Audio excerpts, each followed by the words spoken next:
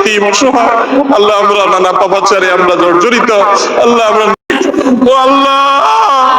আহমদুল্লাহ হুজুরকে আমরা কে না চিনি, সবাই জানি, কিন্তু এই ভিডিওটা দেখার পর আমার এত খারাপ লাগছে, এত খারাপ লাগছে যে এই হুজুরকে আমি কখনোই এমন ভাবে কান্না করতে দেখি নাই যতটা কান্না এই ভিডিওটাতে আমরা দেখতেছি।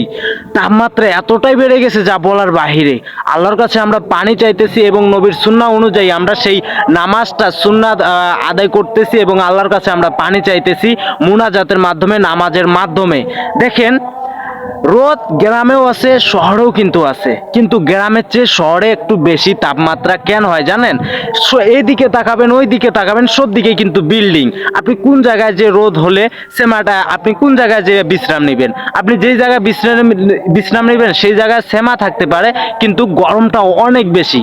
কিন্তু গ্রামে যদি আপনি বাস করেন, 40 ডিগ্রি যদি রোদ হয়, তারপরেও কিন্তু আপনি সেমাতে যে কোনো এক গাছের নিচে বিশ্রাম নিতে পারবেন।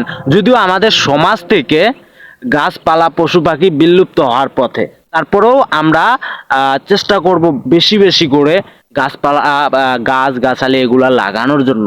আল্লাহ তাআলা আমাদেরকে গ্রামে হোক শহরে হোক রহমতের বৃষ্টিটা যেন আমাদেরকে দান করেন।